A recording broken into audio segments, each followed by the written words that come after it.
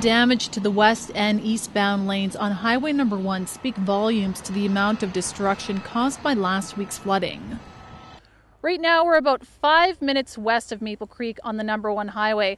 As you can see, the stretch of highway here, there was about 100 feet worth of damage just washed away in a 24-hour period. The westbound lane will be closed for about another 5 weeks. Highway officials are working hard to reopen the eastbound lane. They hope to have it ready sometime later on this week. When that happens, they'll convert the eastbound lane into a divided highway and will be able to reopen the damaged area.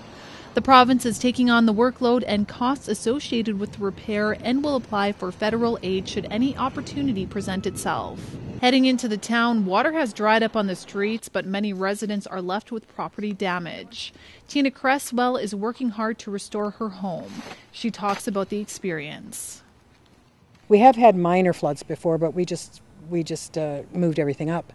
But this was to the top, almost to the basement, so it was a much different flood. My daughter had to swim through that nasty water to get to the breaker panel to turn off the breaker. Tina isn't alone. The town estimates there are roughly 600 claims due to flood damage, and there's also an additional 1,000 claims from the RM of Maple Creek. Residents filled the Armory Hall for a public meeting on Tuesday to learn more about flood relief effort. Information concerning the Provincial Disaster Assistance Program was made available at the meeting.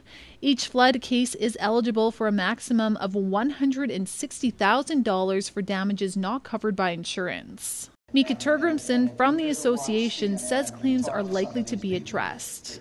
As long as they fit within the eligibility of the program, then there's 100% success. And there is stipulations and limitations in the program that are governed by regulations. So I don't have offhand the stats of how many would be denied. If they're denied because sewer backup, that's because insurance is available. So it's not that the residents aren't getting help; they're getting assistance through insurance.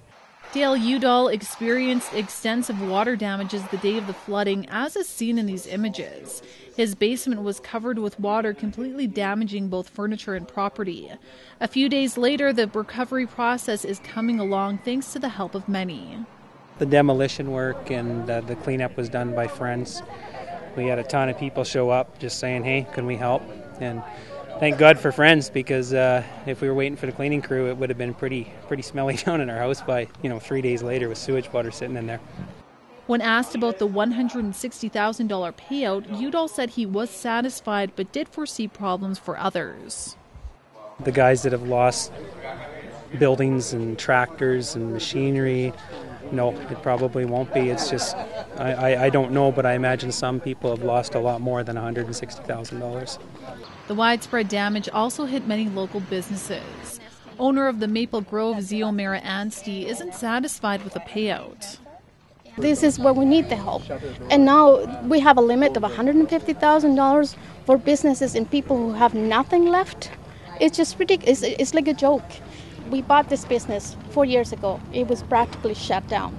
We worked very, very hard to bring it up.